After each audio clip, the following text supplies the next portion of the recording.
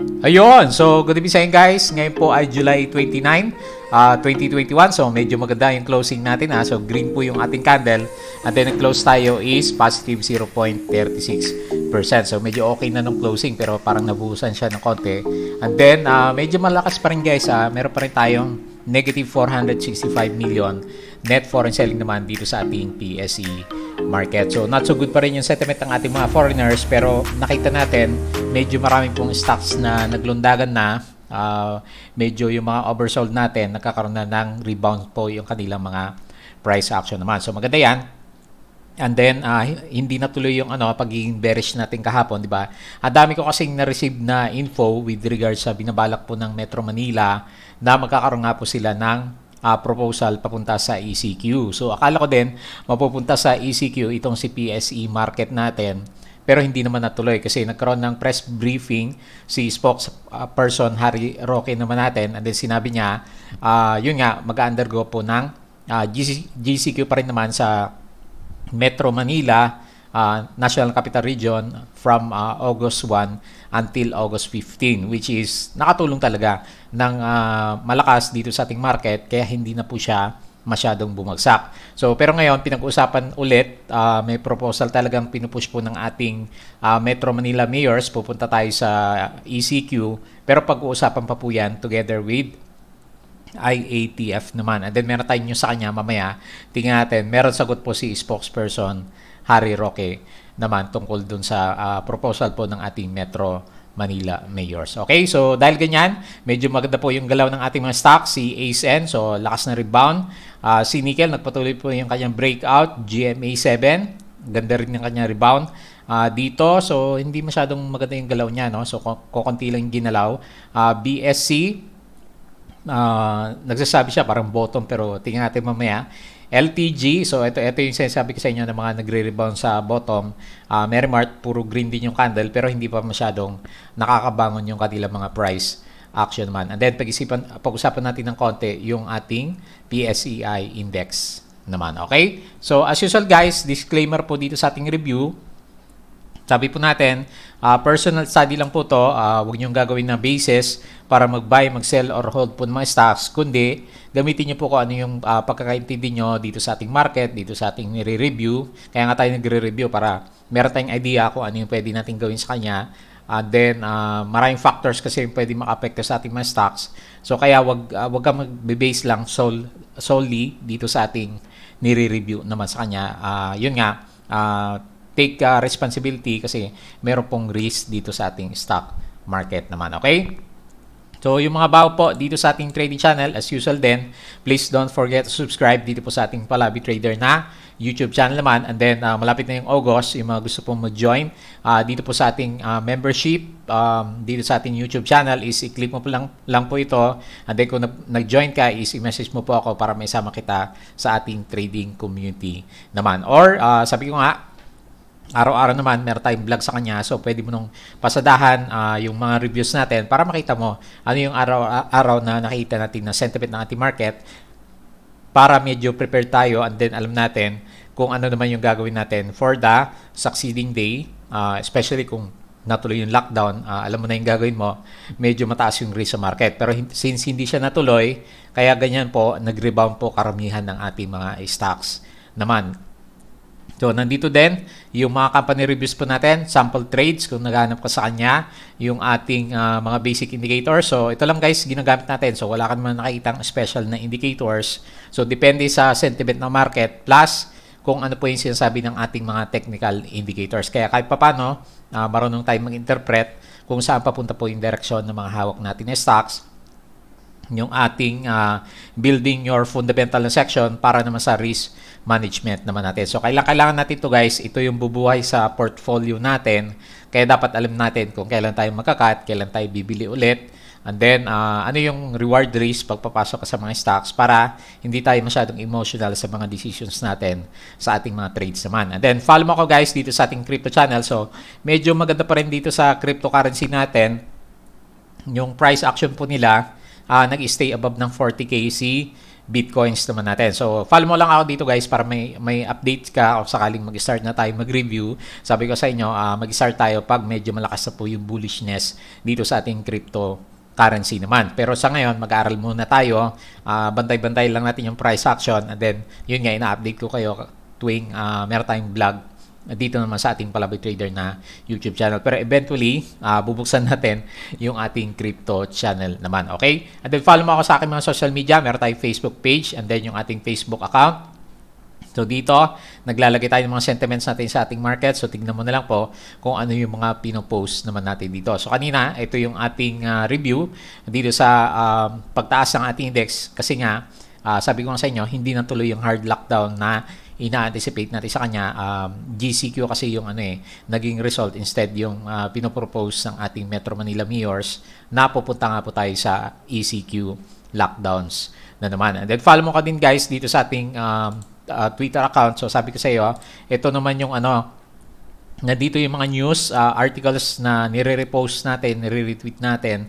Basta meron po siyang connection sa ating stock market. So, puro stocks po yung makita mo ng informations dito. So, wala tayong ibang categories na nilalagay sa kanya. So, bisitahin mo na lang po. Halimbawa to, ito yung sinasabi ko na isa sa inyo kanina na merong sagot si spokesperson Harry Roque. Nag-request kasi ng ECQ yung ating Metro Manila mayors, pero meron siyang condition. Kailan daw may ayuda or cash aid. So, kaya nga lang, mukhang wala ng capital yung ating government sa ngayon. And then, sinusunod naman ng government natin yung kanyang protocols with regards sa directions or directives ng ating IATF naman. Tapos si Emperador, nakita mo, medyo bumigwas, umakit bigla yung ating price action kasi maganda nga daw po yung kanyang first half profit is umakyat siya ng 53%. Hindi sa Pilipinas, kundi sa kanyang international global market naman. Kasi si Emperador hindi naman local brands lang, so meron din siyang mga international brands din naman. And then, yung ating COVID cases sa kanya guys, so makita mo, bumaba ulit, di ba kahapon more than 7,000 yata, yung 4,000 yung nakita natin. And then, yun nga, nung isang araw is 7,000, pero ngayon, nag-subside na siya, 5,735 new cases naman. So, good yan, na-maintain po natin yung below 6,000 level na guide naman natin sa kanya. And then, ito yung ating upload sa kanya. So, nag-upload din ako dito guys, yung nandun sa ating Bodega Pig na website. So, i-check mo din po yan. And then, yung iba pang nakalagay. So, ito, NCR mayors to seek 2-week ECQ in meeting with IATF naman natin. So, wala pa results eh. Inaantay ko yung results niya kasi malaki impact nito sa ating market kung matutuloy po siya. Pero kung ang conditions na sinasabi nila na ECQ is meron ngang cash aid na inaantay, mukhang hindi matutuloy yon kung si spokesperson Harry Roque yung tatanungin naman. So, mamaya basahin natin yung sinasabi ko sa inyo. Okay, and then pasadama na lang po yung ibang articles na nilagay natin dito. So, medyo maraming news na lumabas dito sa ating market. Ito si Jollibee. Natuwa lang ako sa news niya guys. Kasi magkakaroon siya ng GFC Venture plans to open 120 stores in West Malaysia. So, dito sa amin, West Malaysia. Kasi ang Jollibee lang dito sa Malaysia guys, isa lang. Doon pa sa may bandang Sabah. So, malapit yan sa Mindanao. Yung sa amin kasi malapit sa mismong center sa Kuala Lumpur. So, maganda to, di ba? Matitikman natin yung ating mga crispy chicken na naman. Wala sanang crispy tawag sa kanya. Pero good to sa, sa business po ni Jollibee natin. So, hopefully, tumaas pa yung kanyang price action. And then, pasadama na lang po yung ibang na-retweet naman natin kaninang umaga naman, okay? And then sa mga nag-aaral sa stock market is pwede kang sumali dito sa ating membership, dito po sa ating Patreon. So, i-check mo na lang po yan. So, kanya-kanya levels po yan. Ang opening po natin is August 2. So, medyo malapit na po. So, ngayon close pa. So, August 2 po yung ating pinaka-opening. So, kung gusto mo ng trading community or gusto mo ng training dito sa ating stock market, meron po tayo dyan. Depende po sa levels na pupuntahan mo naman sa kanya, okay? So, tingin tayo dito sa ating To Trade Asia. So, refresh ko lang siya para hindi maghang yung ating system. So, ngayon, makita mo, yun nga, umakyat tayo after medyo malinaw yung news na GCQ nga sa Pilipinas or sa Metro Manila at hindi po yung iniisip natin kahapon na nasa ECQ tayo. So, kaya nga lang nung closing, medyo nag-drop siya, nag-profit taking naman. So, yung ating all shares index is okay siya, finance okay, Industrial, okay. Holdings, okay.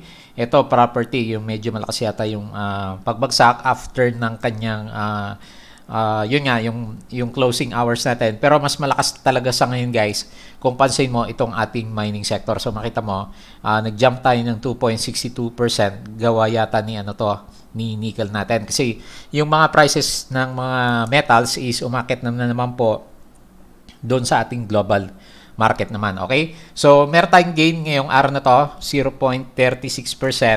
And then, meron tayong traded value, malit lang, 4.62 billion. Pero, hindi pa rin maganda guys kasi nandito pa rin sa labas yung ating mga foreigners. Nag-aantay pa rin ng mas clarified na news. Meron tayong negative 465.7 million na net foreign selling naman sa kanya. So, medyo balance yung ating gainers sa losers pero mas marami yung ating gainers. And then, nanguna nga po itong si Emperador naman natin. So, congratulations po. So, medyo marami din tayo nag-top si Emperador FGen. Jollibee, ayan, so ayan, umakit si Jollibee 3.41%, si Ali 3.23%, and then finally nag-green din itong si LTG 2.95% naman. Ang medyo tinamaan is yung ibang properties, SMPH, ICT, Bloom. Pero kung titingnan mo yung values, hindi naman ganun kalakas. So, talagang maganda yung gidalaw po ng ating market over the day naman. So, 61% po yung ating local and then 39% po yung ginalaw ng ating mga foreign investors naman. Okay? So, tingin tayo sa ating charting. So, mukhang huminga. Sabi ko kasama ko sa Patreon, nakahinga yung ating mga portfolio kasi nag-bounce po yung karamihan ng ating mga stocks. Hindi siya malakas, 0.36%. Pero kung titingnan mo yung individual stocks, medyo marami po yung mga nasa oversold is nag-rebound na po yung kanilang mga price action naman. So, hopefully, medyo matuloy po yan para hanggang tingin na lang muna yung support natin na nakita dito sa around 6,350 dahil medyo maganda yung candle at hopefully kung hindi matuloy yung ating ECQ, baka mag-try ulit tayo dito sa 6,600 level malapit po dito sa ating MA 100 naman. So kung i-retain nila yon, so tingin ko kaya nating basagin to during the ghost month or mag-sideways lang tayo dito sa area na to, 6,350 until 6,621 hanggang sa malampasan po natin yung ating ghost month naman sa kanya. Ayan. So medyo medyo parang sumisilip yung ating RSI sa kanya and then nagkakaroon ng curve yung ating MACD, hopefully matuloy yan para sa recovery po ng ating index naman. Okay? So ito yung sinasabi ko sa inyo guys, tingin muna tayo sa ating COVID cases. So medyo nagkaroon na siya ng spike, di ba? So makita mo na kasi nung isang araw umabot tayo ng more than 7,000 cases. So makita mo, yung 7-day average natin is umabot na ng 6,360. So anyway, ngayon naman is medyo mahina. So medyo subside siya. More than 5,000 cases lang. Hopefully, walang laboratory na medyo naiwan po yung kanilang mga data naman sa kanya. Okay? So ito yung news na ginawa natin guys. So dito sa ating website na Bodega Peak. So bisitahin mo yan guys. May mga articles na po tayo dito. So may mga nakalagay dito na sections. So tingin ko naman makakatulong kung medyo bago ka sa ating market. And then, kung gusto mo nga is nagbabasa is kaya sinulat natin at saka ginawa naman yung ating Bodega Peak naman. So, ito nga, meron tayong up na 0.36% kasi nga hindi po natuloy yung ating hard lockdown na in-expect sa kanya. Hindi po inaprubahan ng ating government kasi yun nga, yung ating actually yung final na decision naman is nagko-convene din sila yung ating IATF at saka yung ating government. Pero ito yung sinasabi ko sa inyo, itong latest na discussions with dito sa ating mga Metro Manila mayors kasama po yung ating IATF. So meron kasing propose na ayuda. So mag-ECQ pero magbibigay ng cash aid doon sa ating mga malalockdown sa Metro Manila. Ang problema, ang sinasabi dito ng spokesperson Harry Roque, sabi niya, Presidential Spokesman Harry Roque made a statement after the Metro Manila Council expressed willingness to place NCR under ECQ for 2 weeks as long as there would be a cash assistance that will be given to each residents. Pero ang sabi nila, okay mag-ECQ sa kanila basta may ayuda. Ang issue po, meron ba ho talaga tayong maibibigay na ayuda? So, yun yung tanong ni spokesperson Harry Roque naman. So, hindi pa tapos yung usapan guys ha. So, antayin natin na maigi and then i-digest natin kung ano yung lalabas na finality ng pagpunta sa ECQ. So, ako lang naman ito lang naman yung sa akin kasi trader tayo dito sa stock market. Sa ngayon, parang nakita ko sa kanya is hindi willing yung ating government na ipunta tayo sa ECQ. Unang-una, yung numbers po kasi natin, nasa controlled level siya. Ngayon is below 6,000, di ba? Ng isang araw is 4,000. So, ang tingin ng government is under control. Tapos, yung ating hospital spaces is wala pa daw sa medium critical levels. So, yung sinasabi ni spokesperson Harry Roque. And then, yung recommendation ng ating IATF sa kanya. So, doon naman nagbe-base yung ating government. Ngayon, nakikinig din naman yung government natin sa Metro Manila Mayor Council. Yun ay kung merong datos na magsasabi na kailangan mo nang pumunta sa ECQ. So, anyway, bahala na po silang mag-balance.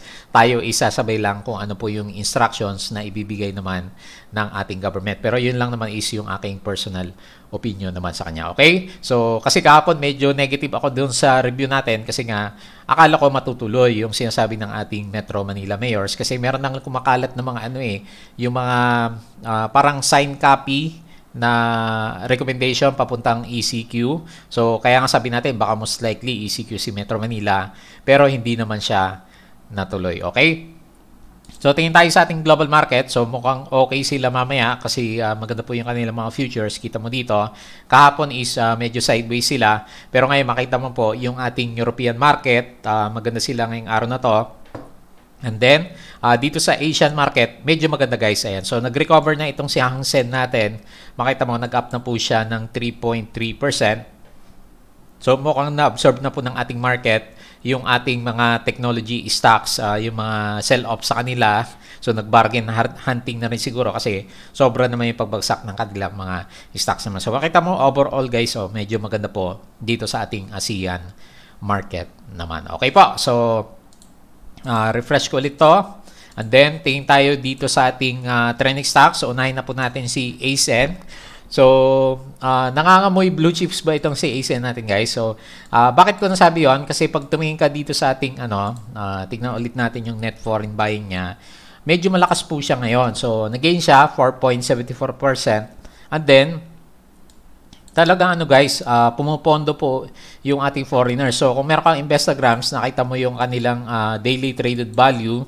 Nung kasagsagan po na bumabagsak po yung ating market, araw-araw po yan, na re-review natin dito, nasasabi natin, may isang araw lang yata negative siya, pero karamihan po is positive. And then, double digit na millions yung pumapasok po ng capital dito kay AC Energy naman natin. So, binibili po talaga siya ng ating mga big investors. Ayan, si JP Morgan, Credit Suisse, Maybank, Call, and then ang sellers lang natin is si Mandarin, Call at saka si FMS naman. Kaya medyo nasasabi ko na nangangamoy blue chip itong si ASN po natin. So speculations ko lang yung guys pero based sa price action niya, maganda siya.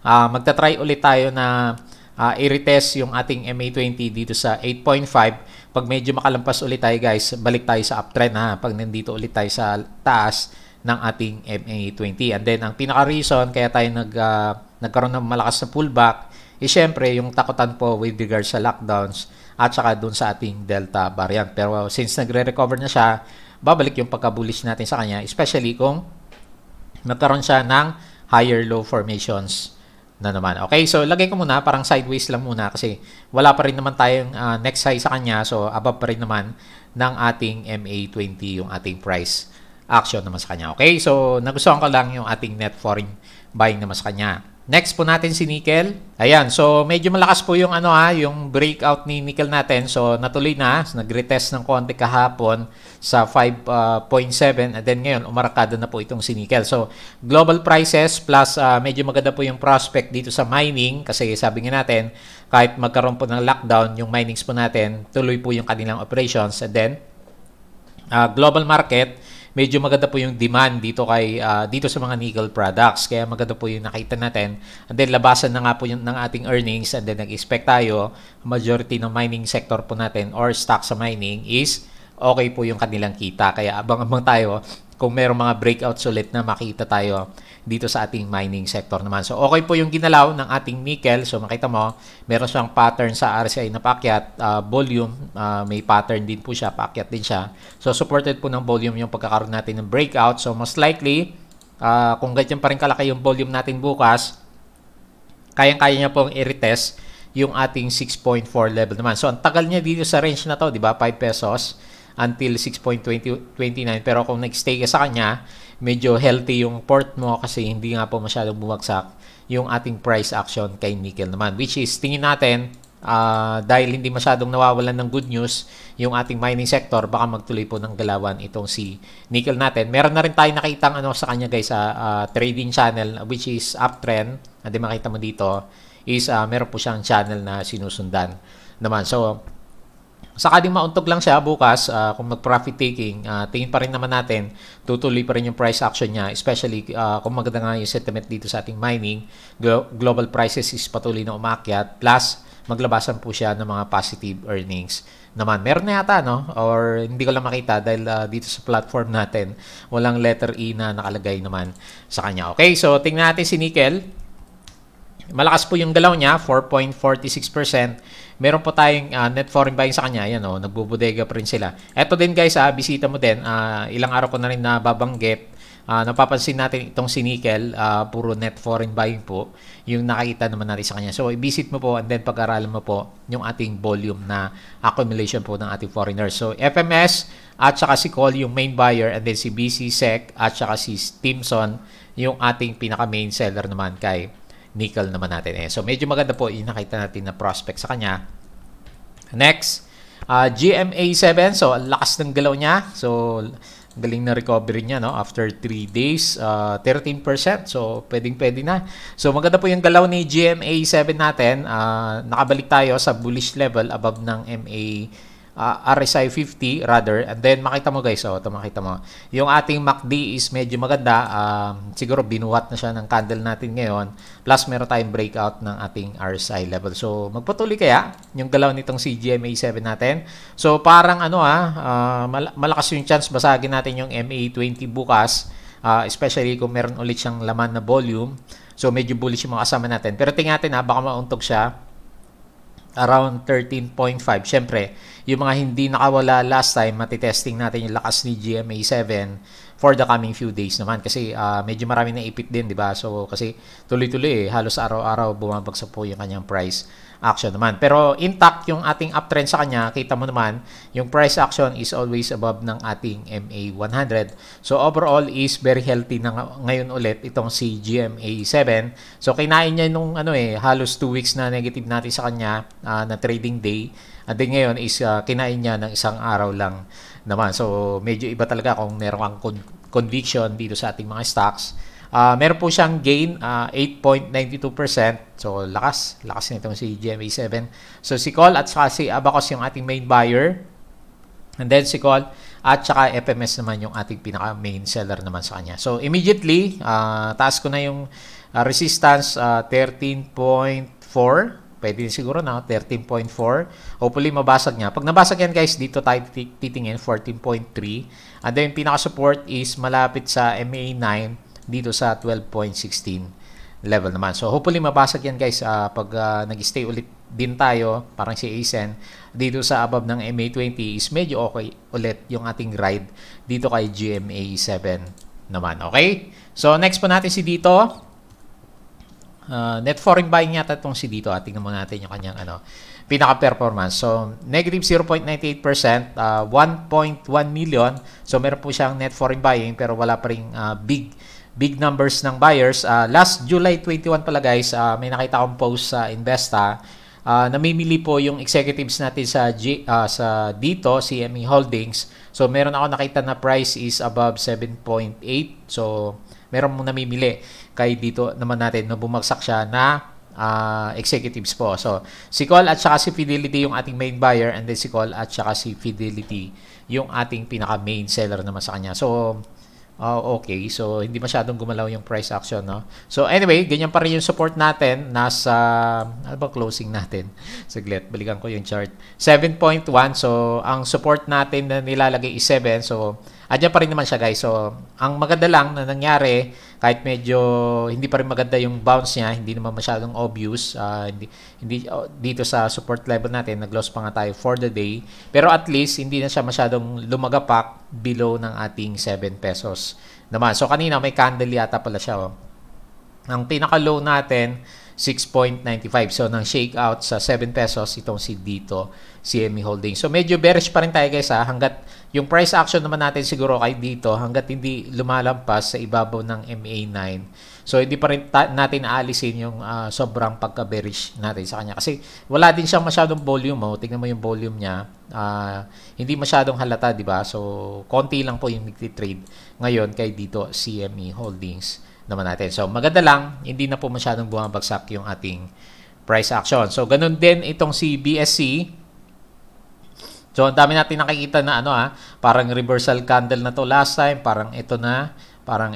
So, hopefully ito na kasi parang hammer or doji na maliit po yung nakita natin. And then medyo significant yung volume na nakita natin. Tapos sinundan siya ng yung last day natin kahapon, isang malaking bearish candle tapos biglang nag-green na may parang pagka-hammer or doji plus medyo significant volume. So, hopefully, yan na po yung bottom nitong CBSC naman natin. So, yung pinaka-bottom niya kanina is nandito sa around 0.47. Kung sakaling umakyat man siya, kung ito na nga talaga yung pinaka-bottom niya, maganda resistance yung ating 0.6 level naman sa kanya or dito siguro nasa 0.56 kasi meron tayong candle dito naman sa kanya. So, hopefully, yan na yung pinaka-support kasi talagang padiretso yung pagbagsak dati nitong CBSC natin. So, wala siyang gain naman ngayon pero maganda kasi yung candle. Meron tayong net foreign 974,000 call at saka SB equity, si CLSA yung foreigner na sumalo. Call Unicap po yung ating pinaka-main seller naman sa kanya. Okay, so pagpapasok ka guys, ganyan lang naman, di ba? So, tingnan mo muna kung gusto mo si BSC. Siyempre, RSI 20. So, parang okay, di ba? For bounce trade. Ang reward ko is 11.65%. And then, yung risk ko sa kanya, kung sakaling hindi siya bumagsak or umakyat, is nasa 7 to 8%. Which is a good reward to risk ratio. Yun nga lang, kung may magandang catalyst later on itong si BSC natin. Or, siguro, meron na siyang next candle green ulit, ayun. So, most likely, i-retouch natin yung 0.56 naman. Okay, so ganyan po yung ginagawa natin pag pumapasok tayo sa stocks para alam natin kung saan tayo lalabas at papasok naman sa kanya. Okay po, so wala masyadong gain or walang gain ngayong araw na to itong si BSC. Next natin si LTG. So, ito yung mga sinasabi ko na medyo parang parang nag-bottom na. So, makita mo. Ito yung nagugulat ako dito kay LTG, di ba? Si Emperador, ang ganda ng kita niya. Si LTG kaya natin. So, kumita din kaya. So, grabe yung binagsak niya, di ba? So, RSI 10, yung nasukat natin sa kanya kahapon. Akala ko babagsak pa ulit Pero parang napaka sobrang bearish naman. Grabe yung boost na ginawa nila for the past few days. So, meron tayong malaking volume ngayon plus green candle pero hindi pa sure yan na yan yung reversal pero it's a good sign na meron siyang good volume plus nag-green naman yung ating candle. So, di ba very bearish ako sa kanya kahapon kasi nga baka nga magka-lockdown. Yun naman yung iniisip ko sa kanya. Kaya nilalagay ko sa malapit na dito sa 9 pesos yung pinaka-support. Pero kung sakaling mag-bounce siya, medyo maganda yan kasi yung next na resistance level natin is nandito sa bandang taas. So, medyo mataas siya. Nasa 10.8. Yung nakita natin na resistance level naman nitong si LTG naman natin. So, ano kayo meron? Ba't ayaw nila dito kay LTG? So, meron siyang 2.95% na gain for the day. Ito, tignan mo guys. So, negative 144 million. So, ito pala. Nakalimutan ko sabihin. I-check mo yung net foreign buying for the past few days nitong si LTG. Halos 2 buwan na yata na nambubuhos yung ating mga foreigners. So, tingnan mo guys So, kung papasok ka kasi walang support ng foreigners itong si LTG, baka risky kasi nga puro net foreign selling po yung nakita natin sa kanya. Yung nakita ko lang naman, yung mga ginuguhit ko na yan, pwedeng dito, 10.6 or 7 yung support or resistance is based lang po sa technicals naman natin. So, mas maganda pa rin kasi pag may tulak ng foreigners yung yung mga stocks naman natin sa kanya. So, nag-gain siya is 2.95% for the day.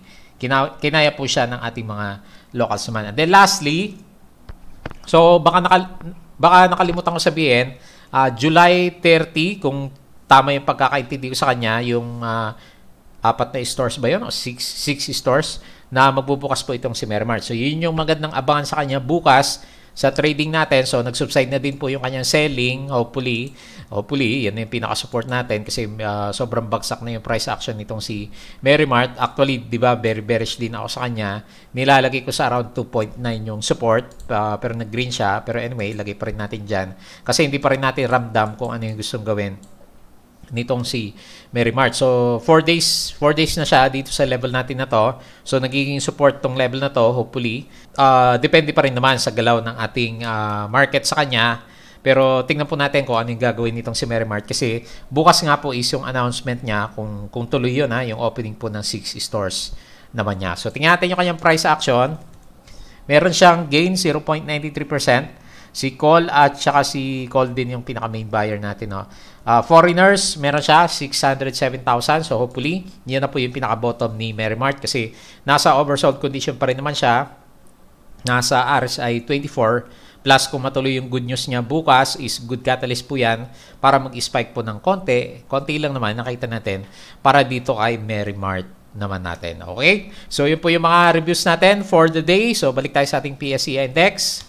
So, bantayin na lang natin guys kung ano yung news. Alam mo na siguro, most likely magdadrop yung market pag natuloy yung ECQ sa Metro Manila. Pero pag hindi, baka sideways muna kasi ghost month na po, malapit na po yan. Lumalabas po yung ating mga Chinese investors during that time. So, wala muna tayo masyadong i-expect sa kanya. Pero, malay mo nga naman. Pero, ang nakita ko sa kanya, 6,350 hanggang 6,600 levels naman dito sa ating MA. 100 naman natin sa kanya. Okay? So, bantayin na lang po natin yung mga news na lalabas bukas naman. Okay po? So, yun lang. Bago tayo mag-close, please don't forget to subscribe dito po sa ating Palawi Trader na YouTube channel. Dito din po sa ating cryptocurrency, yung ating Facebook account, Facebook page, yung ating Twitter account, and then yung ating website guys So, huwag mo kalimutang tignan. So, maglalagay pa tayo ng mga articles dito na makakatulong sa mga kasama natin na traders or yung mga nag-invest po dito sa ating market. So, lalagyan din po natin yan para may guide tayo dito sa ating market naman. And then sa mga gusto naman is practical application dito sa ating Patreon channel. So, join ka dito sa ating membership. Ang opening po natin is August 2. So, check mo na lang po yung mga levels na appropriate naman para sa iyo. Okay, so yun lang. Maraming salamat po sa inyong panonood at pakikinig. Friday na po bukas.